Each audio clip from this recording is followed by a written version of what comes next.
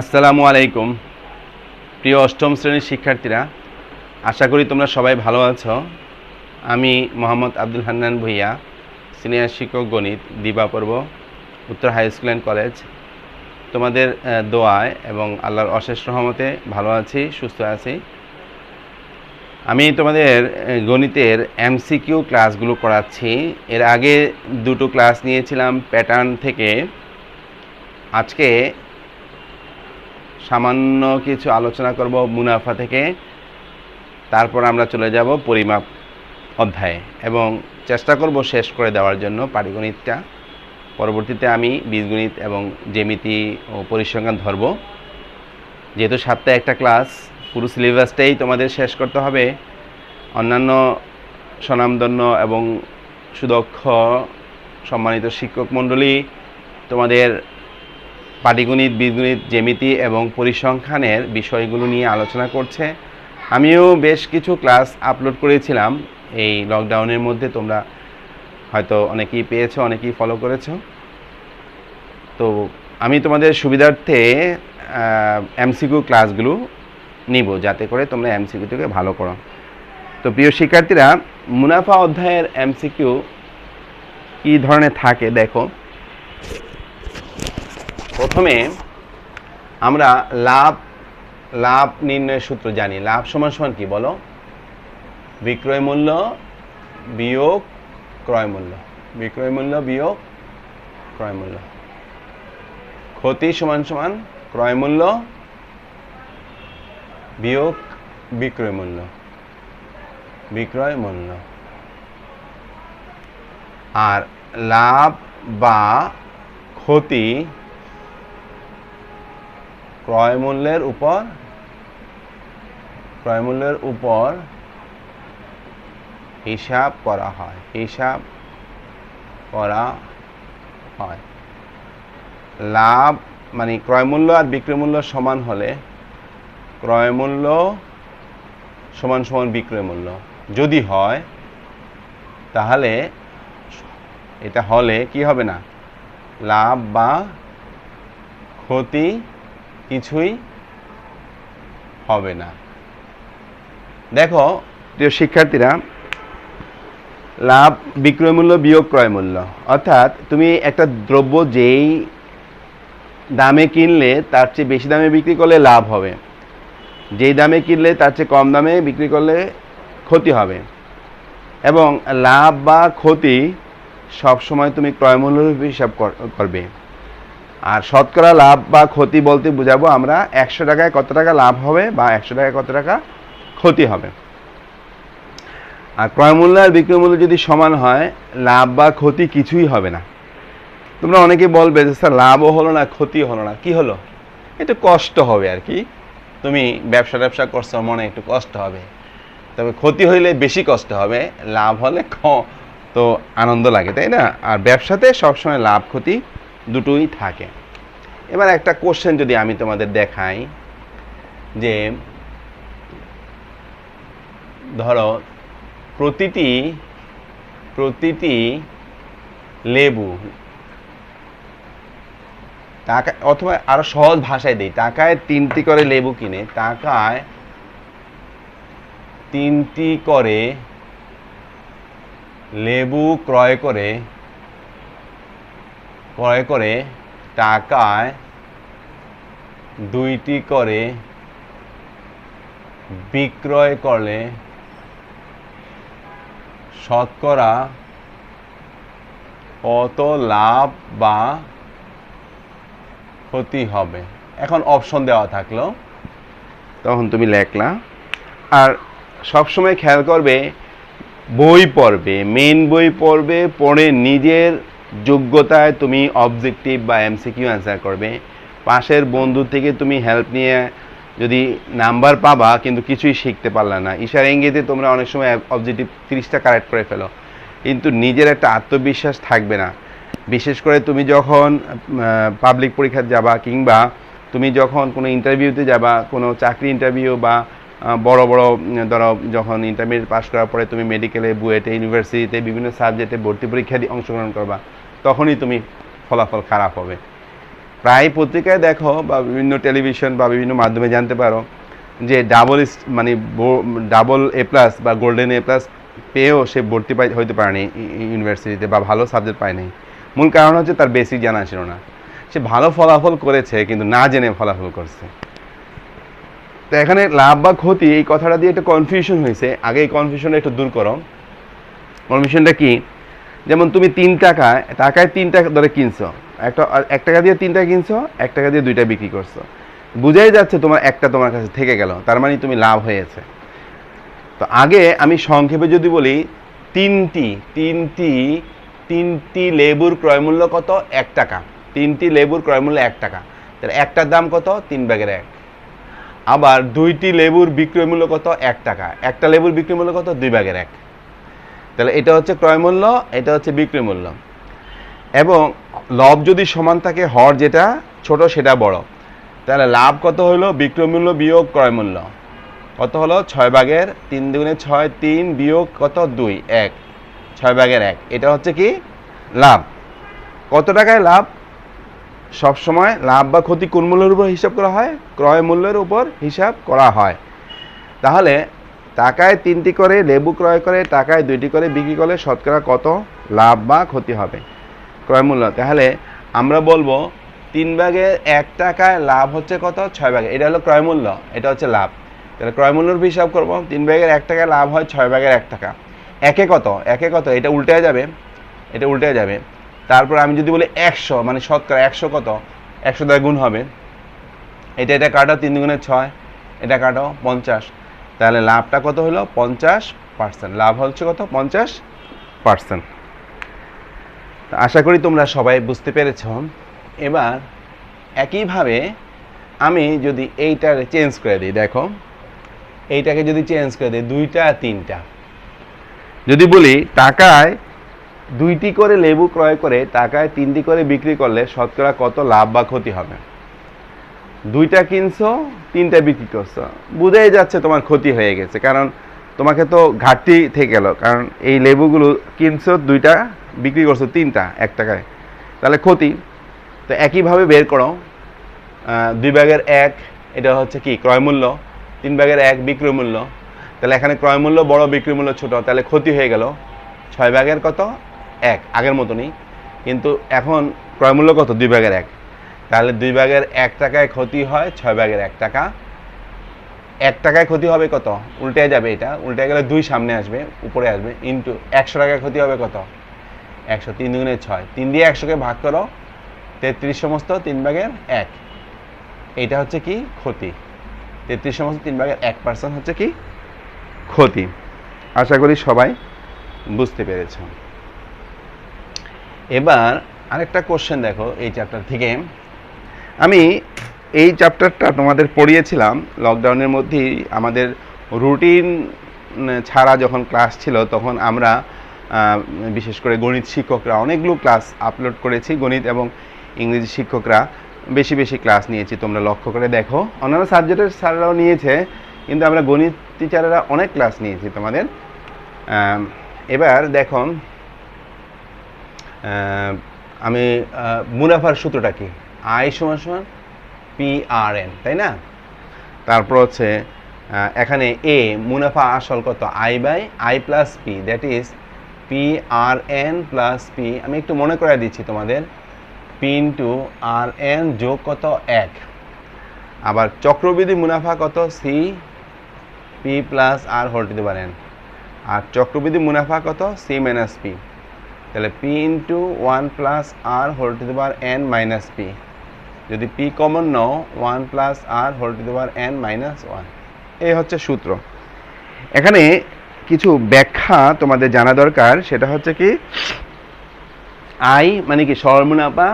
P = মূলধন বা আসল। R = মুনাফার হার। মুনাফার হার বলতে শতকরা মুনাফার হার, অর্থাৎ পার্সেন্টে থাকবে 5%, 6%, 10% বা 7.5%, 5.5% ইত্যাদি। N সময়। এ মুনাফা আসল, total amount of principal. I + P মুনাফা যোগ আসল। এবং মুনাফার সূত্র তো জানি, তারপর কমন নিলে এটা হয়। সি এখানে কি বলা হয়? এটাকে চক্রবৃদ্ধি মূলধন, আর পি ইন্টু 1+r² সূত্র। আর সি মাইনাস পি মানে চক্রবৃদ্ধি মুনাফা, চক্রবৃদ্ধি মূলধন থেকে মুনাফা মূলধন বাদ দিলে মুনাফা হবে, এবং এইটা হচ্ছে চক্রবৃদ্ধি মুনাফা। চক্রবৃদ্ধি মুনাফা অবশ্যই বেশি নির্দিষ্ট সময়ের জন্য সরল মুনাফার থেকে। তবে কখনো কখনো চক্রবৃদ্ধি মুনাফা এবং সরল মুনাফা একই হতে পারে, সেটাও আমি দেখানোর চেষ্টা করব। একটা অঙ্ক যদি আমি তোমাদের দেই, সহজ একটা অঙ্ক দেই। শতকরা বার্ষিক 10% হার মুনাফায় 10% মুনাফায় 500 টাকার 1 বছরের সরল মুনাফা ও চক্রবৃদ্ধি মুনাফার পার্থক্য কত? তো লক্ষ্য করো, আই সমান সমান কত? PRN। আই সমান সমান কত? PRN। পি কত? মূলধন কত? 500। আর কত? 10%, মানে 100/10। এন এর মান কত? 1 বছর। তাহলে এটা দিলে 50 টাকা। তাহলে সরল মুনাফা কত হলো? 50 টাকা। ঠিক চক্রবৃদ্ধি মুনাফা সি মাইনাস পি। সি কত? P into 1+r² minus P. P কত? 500 আসল বা মূলধন। আর কত? 100/10। কাটাকাটি করলে কত? 0.1। যদি ভাগ করি 0.1 1, 1.1 দিয়ে যদি তুমি গুণ করো, এটা 5 11 55, 550.0 হবে, বিয়োগ 500 পি এর মান, তাই না? বিয়োগ 500, তাহলে এখানে কত? 50। এটা হলো চক্রবৃদ্ধি মুনাফা আর এটা সরল মুনাফা। তাহলে এই দুইটা ডিফারেন্স কত হলো? 50 বিয়োগ 50, 0 টাকা। তাহলে 10% হার মুনাফায় 500 টাকার 1 বছরের সরল মুনাফা কত? যদি এরকম প্রশ্ন আসতে পারে তাহলে শুধু আই সমান সমান PRN 50 টাকা বের করবা। যদি মুনাফা আসল কত? 50 + 500, 550 টাকা। যদি বলা হয় 10% হার মুনাফায় 500 টাকার 1 বছরের চক্রবৃদ্ধি মুনাফা কত, তাহলে সেটা চক্রবৃদ্ধি মূলধন কত, তাহলে 550 টাকা। যদি বলে চক্রবৃদ্ধি মুনাফা কত, 50 টাকা। আবার এই প্রশ্ন যদি এরকম থাকে যে চক্রবৃদ্ধি এবং সরল মুনাফার পার্থক্য কত, তখন 50 বিয়োগ 50, 0 টাকা। তবে এই ক্ষেত্রে 0 টাকা আসছে, কিন্তু আমার যদি এই শতকরা মুনাফা হার, মূলধন, সময় এগুলো যদি পরিবর্তন হয় তাহলে এই ফলাফল 0 নাও হতে পারে, তখন যে কোনো একটা ফলাফল আসবে, অবশ্যই একটা পজিটিভ রেজাল্ট আসবে। প্রিয় শিক্ষার্থীরা, মোটামুটি এই চ্যাপ্টার থেকে এই ধরনের কোশ্চেন আসবে নৈর্বৃত্তিকে। আর তোমরা একটা জিনিস খেয়াল করবে যে জনসংখ্যার বৃদ্ধির হারের ক্ষেত্রে চক্রবৃদ্ধি মুনাফার সূত্র প্রযোজ্য। চক্রবৃদ্ধি মুনাফার সূত্র দিয়ে তোমরা জনসংখ্যার বৃদ্ধির হারের অঙ্ক করবে। তবে লোকসংখ্যা বা জনসংখ্যার ক্ষেত্রে এটা হবে কোনো অঞ্চলের, কোনো দেশের বা কোনো এলাকার। কিন্তু তোমাদের স্কুলে বা তোমাদের প্রতিষ্ঠানে বা তোমাদের ক্লাসে যে শিক্ষার্থী থাকে তারাও জনসংখ্যা, কিন্তু শিক্ষার্থীর ক্ষেত্রে কিন্তু আমরা চক্রবৃদ্ধি মুনাফার সূত্র প্রযোজ্য হবে না। এখানে বছর শেষে শুধুমাত্র স্টুডেন্ট সংখ্যা বাড়তে পারে, কমতে পারে, কিন্তু চক্রবৃদ্ধি মুনাফা হবে না। সেখানে সরল মুনাফার হারের সূত্রটাই প্রযোজ্য হবে। শতকরা কতজন বাড়লো বা কতজন কমলো, এবং বাড়ার পরে বছরান্তে কতজন হলো, অথবা চলে যাওয়ার পরে, স্কুল ত্যাগ করার পরে কতজন হলো, সেটা সরল মুনাফার সূত্র প্রযোজ্য হবে, চক্রবৃদ্ধি মুনাফার সূত্র প্রযোজ্য হবে না। কিন্তু তুমি যেই এলাকায় থাকো সেই এলাকার জনসংখ্যা বৃদ্ধির ক্ষেত্রে চক্রবৃদ্ধি মুনাফার সূত্র প্রযোজ্য, খেয়াল করবে। ধন্যবাদ। এবার আমরা পরের চ্যাপ্টারে চলে যাচ্ছি, পরিমাপ, অধ্যায় 3। যদি সম্ভব হয় আজকে শেষ করে দিব, না হয় আরেকটি ক্লাস নেওয়ার চেষ্টা করব। পরিমাপ, অধ্যায় 3। অধ্যায় 3, সরি, দুইটা একই রকম হয়ে গেল। আর অধ্যায় 3, পরিমাপ। পরিমাপ জিনিসটা হচ্ছে কোনো কিছুর পরিমাণ নির্ণয় করা, কোনো কিছুর পরিমাণ নির্ণয় করা, অর্থাৎ কোনো ভৌত রাশির পরিমাপ নির্ণয় করা, যেগুলো গণনা করা যায়। যেমন তোমার চারপাশে জনসংখ্যা আছে, স্টুডেন্ট সংখ্যা আছে, তোমাদের শ্রেণীর বেঞ্চ সংখ্যা আছে, তোমাদের প্রত্যেক স্টুডেন্টদের বয়সের পরিমাপ করতে পারো, ওজন যেটাকে আমরা ভর বলি, ভরের পরিমাপ করতে পারো। তোমরা ভর কথাটাই বলবে, কারণ ফিজিক্সের ভাষায় বা পদার্থবিজ্ঞানের ভাষায় হচ্ছে ভর, গণিতের ভাষায় আমরা সেটাকে ওজন বলি। তো সেখানে কোনো সমস্যা না, ওজন বা ভর সাধারণত একই অর্থে ব্যবহার করি। কিন্তু যখন উচ্চতর ক্লাসে চলে যাবা, বিশেষ করে পদার্থবিজ্ঞানের তোমাদের অষ্টম শ্রেণীর যেহেতু গণিত বইতে বিজ্ঞান বইতে আছে মহাকর্ষ অভিকর্ষ চ্যাপ্টারে ভর আছে, ভর এবং ওজন কিন্তু এক জিনিস নয়, ঠিক আছে? খেয়াল করবে, এগুলো হচ্ছে পরিমাপ। যেমন তুমি যে ঘরটাতে বসবাস করো সেই ঘরটার আয়তন নির্ণয় করতে পারো, দৈর্ঘ্য প্রস্থ উচ্চতা নির্ণয় করতে পারো।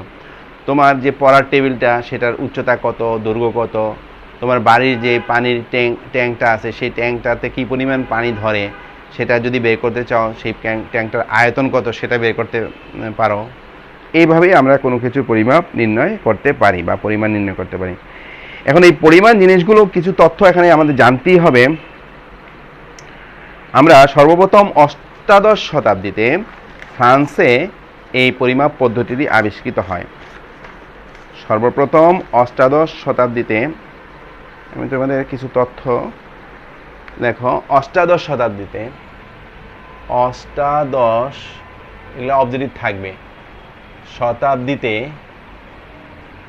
ফ্রান্সে সর্বপ্রথম এই মেট্রিক পদ্ধতি চালু হয়, মেট্রিক পদ্ধতি চালু হয়। তোমরা এখানে কতগুলো পরিমাপ পদ্ধতি তোমরা সিজিএস, তারপর হচ্ছে এমকেএস, এফপিএস। এই সিজিএস মানে সেন্টিমিটার গ্রাম সেকেন্ড, এটা দৈর্ঘ্যের, এগুলো হচ্ছে এই পাশেগুলো হচ্ছে দৈর্ঘ্যের, এটা হচ্ছে মাঝখানটা হচ্ছে ভরের, আর পরেরটা হচ্ছে সময়ের। সকল পরিমাপ পদ্ধতিতে সময়ের একক সেকেন্ড। সিজিএস সেন্টিমিটার গ্রাম সেকেন্ড। এমকেএস যেটাকে মেট্রিক পদ্ধতি বলতেছি, এটাই হচ্ছে আমাদের আসল। এমকেএস এটা হচ্ছে কি মিটার, কে মানে কিলোগ্রাম, এস মানে second. FPS foot ponder second. আমাদের এই পদ্ধতিটাই সর্বজন স্বীকৃত, এমকেএস পদ্ধতিটা বা মেট্রিক পদ্ধতি, যেটাকে আমরা এসআই পদ্ধতিও বলি, সেটা সর্বজন স্বীকৃত, সারা বিশ্বে এটা বহুল প্রচলিত এবং ব্যবহৃত। এসআই পদ্ধতি যেটাকে আমরা বলতেছি সিস্টেম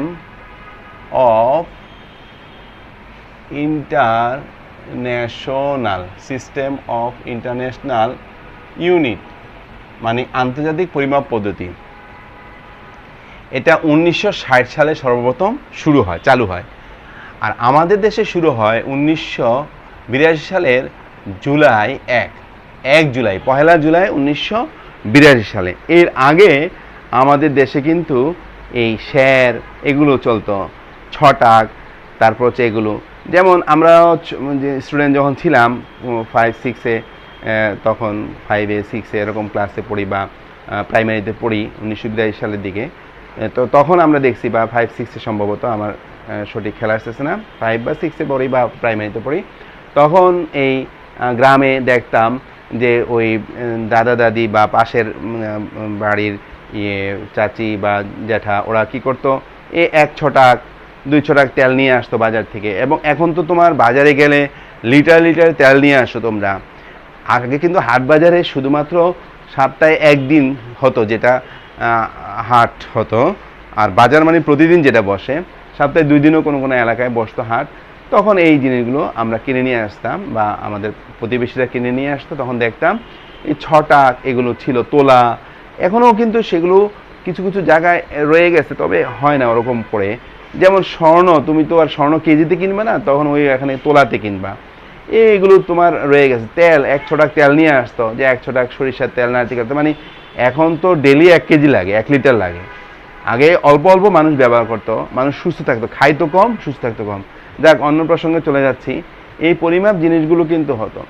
এই 1960 সালে কী করলো, সারা বিশ্ব মিলে একটা পরিমাপ পদ্ধতি আবিষ্কার করলো। কারণ কোথাও মিটার, কোথাও গজ, কোথাও ইঞ্চি, কোথাও ফুট, তাহলে এরকম করলে তো আর হবে না।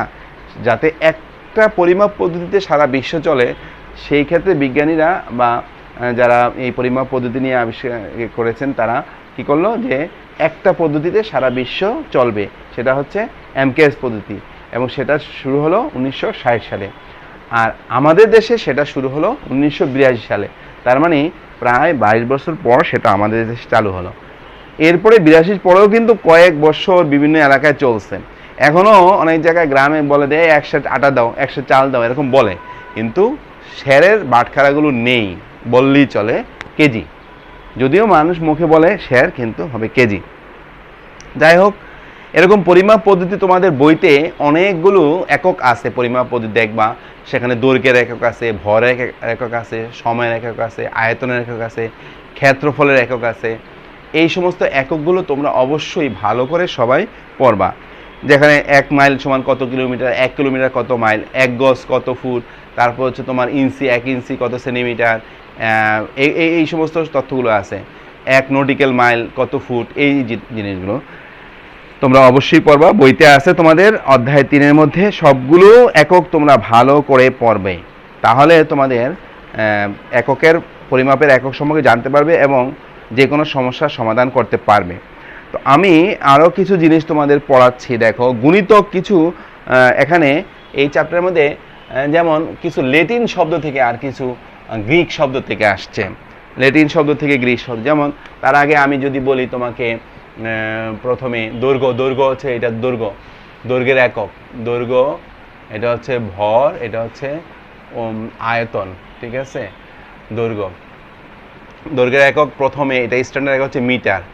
এর আগে তোমার ধরো হবে ডেসিমিটার, এটা হচ্ছে সেন্টিমিটার, ডেসিমিটার বাংলাতেই লিখি, মিটার,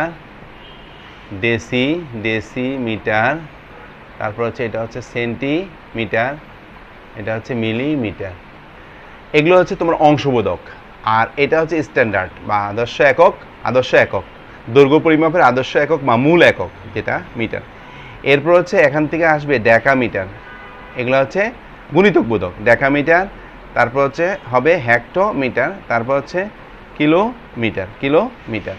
ঠিক একইভাবে আমি যদি ভরটা বলি, মিটারের জায়গায় কী হবে বলো, এখানে মিলিমিটার, তাহলে এখানে মিলিগ্রাম, এটা সেগ্রাম, এটা হচ্ছে ডেসিগ্রাম, এটা হচ্ছে গ্রাম, তাই না। আর হচ্ছে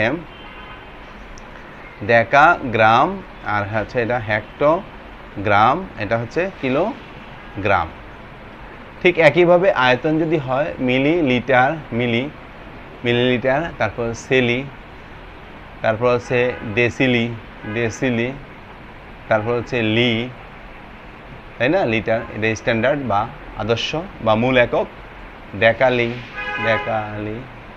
তারপর হচ্ছে হেক্টোলিটার, হেলি, কিলোলিটার, কিলোলিটার মানে কিলোলিটার।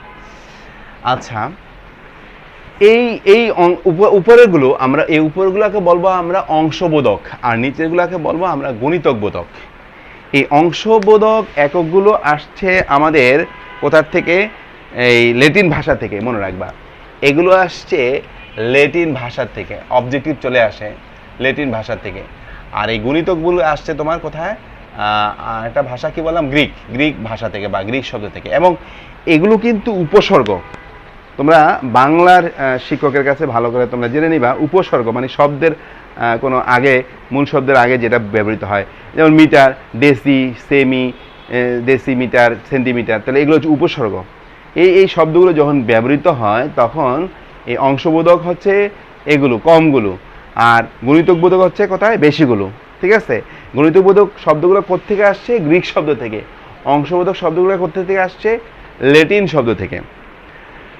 এখন কিলো, যেমন কিলো শব্দের অর্থ, এখানে কি দেখো, মিটার, কিলো শব্দের অর্থ কত, 1 2 3, তাহলে 10 100 10 1000, মানে প্রত্যেকটা ঘর 10 করে বাড়ছে। দেখো, 10 মিটার 1 ডেকামিটার, 10 ডেকামিটার 100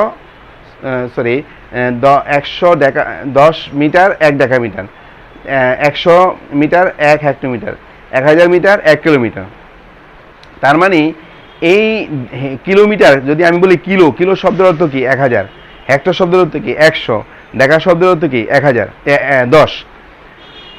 ঠিক একইভাবে যদি উল্টা দিকে যাই, ডেসি শব্দের অর্থ এগুলো অংশ, তাহলে ডেসি মানে কি 1 মিটার, 10 ডেসিমিটারে 1 মিটার, 100 সেন্টিমিটারে 1 মিটার, 1000 মিলিমিটারে 1 মিটার। তার মানে 1 ডেসিমিটার হচ্ছে 10 ভাগের 1 মিটার। তাহলে 1 ডেসি শব্দের অর্থ দশমাংশ বা 10 ভাগের 1। সেন্টি শব্দের অর্থ কি শতাংশ বা 100 ভাগের 1। মিলি শব্দের অর্থ কি সহস্রাংশ বা 1000 ভাগের 1। তোমরা কি সবাই বুঝতে পেরেছ? হ্যাঁ, তো ধন্যবাদ। এবার আমরা যেই আরেকটা প্রসঙ্গে চলে যাই, আমাদের ঘনক বা ঘনবস্তু, যেটা কি যার দৈর্ঘ্য প্রস্থ উচ্চতা আছে সেটা হচ্ছে ঘন বস্তু, আর ঘনক হচ্ছে যার দৈর্ঘ্য প্রস্থ উচ্চতা সমান, তাই তো? যেমন এটা একটা ইট, এটা হচ্ছে ইট, ধরো আমি একটা ইট আঁকলাম, এটা বই বা ইট, এগুলো হচ্ছে ঘন বস্তু। কিন্তু আমি যদি একটা বাক্স আঁকি যার দৈর্ঘ্য প্রস্থ উচ্চতা সমান, সেটা হচ্ছে কি বলো? ঘনক। কিউবিক আর সলিড। এবার আমরা এই ঘনবস্তু, এখন আমরা যে কোনো একটি বহুভুজের, যেমন বহুভুজ কোনগুলো বলো? ত্রিভুজ, চতুর্ভুজ, পঞ্চভুজ, ষড়ভুজ, অষ্টভুজ ইত্যাদি। তবে এই চতুর্ভুজ আবার অনেক কি আছে বলো? আয়ত আছে, বর্গ আছে, রম্বস আছে, সামান্তরিক আছে, তারপর হচ্ছে ট্রাপিজিয়াম আছে, তাই তো? এগুলো। তারপর আবার এই ত্রিভুজের মধ্যে কি আছে? সমবাহু আছে, সমদ্বিবাহু, তারপর হচ্ছে বিষমবাহু, তারপর হচ্ছে সমকোণী, স্থূলকোণী, সূক্ষ্মকোণী, এগুলো আছে। এই বহুভুজ, সবচেয়ে ক্ষুদ্রতম বহুভুজ হচ্ছে ত্রিভুজ, মানে 3টা বাহু দ্বারা গঠিত ক্ষেত্র ত্রিভুজ। সবচেয়ে ক্ষুদ্রতম বহুভুজ হচ্ছে ত্রিভুজ। এখন এই বিভিন্ন বহুভুজের আমরা ক্ষেত্রফল নির্ণয় করব, কর্ণ নির্ণয় করব এবং পরিসীমা নির্ণয় করব। এই পরিসীমা শব্দটা তোমাদের কাছে নতুন, তাই তো? পরিসীমা কি? সবাই লেখো তাহলে, কোনো বহুভুজের বাহুগুলোর দৈর্ঘ্যের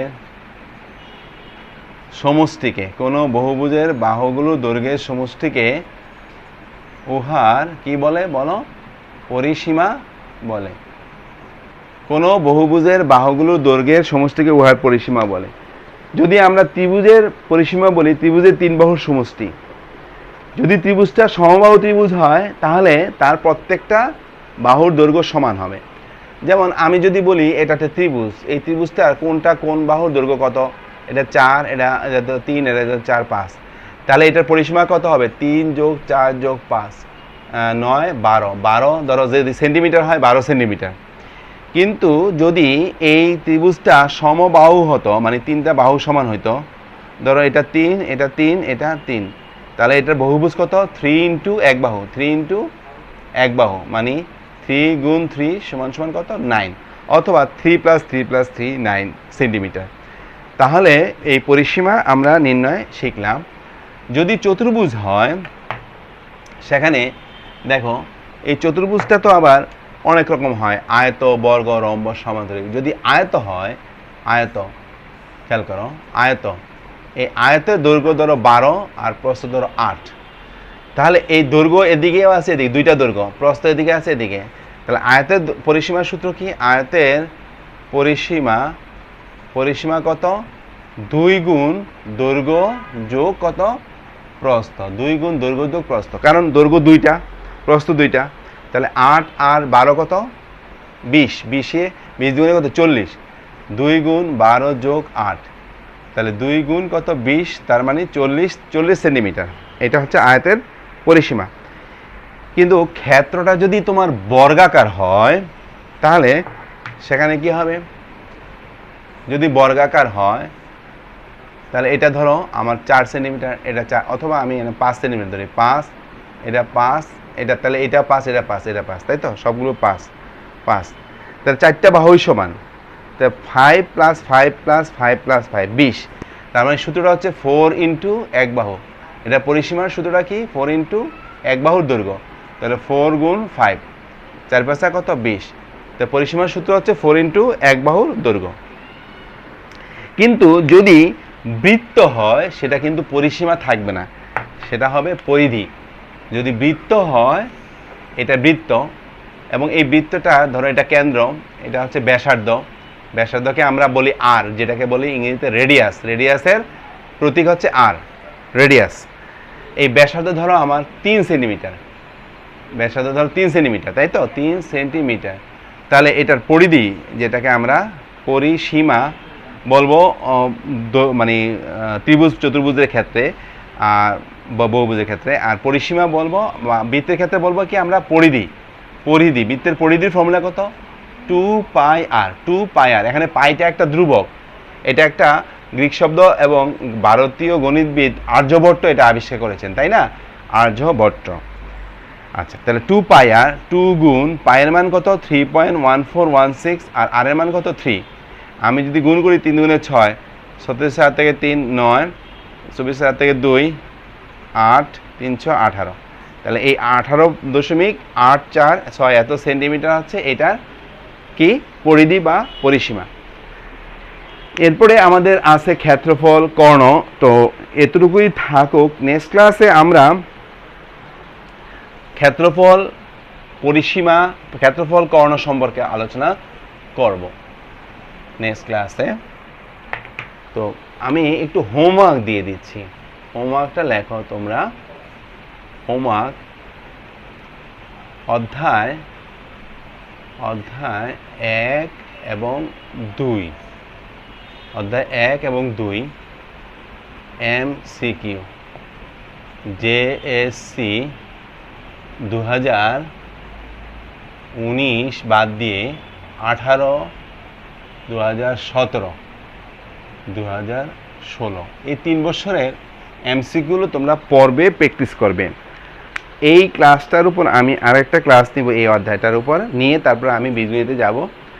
তো প্রিয় শিক্ষার্থীরা, আজকে যতটুকু পড়ালাম পরিমাপ এবং মুনাফার অধ্যায় থেকে কী ধরনের নৈর্ব্যক্তিক থাকবে এবং কিভাবে লিখতে হবে, উত্তরগুলো ঝটপট কিভাবে আমরা করতে পারি, কারণ প্রত্যেকটা নৈর্ব্যক্তিকের সময় মাত্র 1 মিনিট। তুমি নিজে যদি করো তাহলে তোমার ওই রাফ কাগজে যে মূল খাতা আছে সেই খাতার মধ্যে রাফ লেখে সেখানে প্র্যাকটিস করতে পারবে, কিংবা কোশ্চেনের পিছনেও করতে পারবে, করে লিখবে। আর সব তুমি ক্যালকুলেশন করতে যাওয়া দরকার নেই। যদি বেশি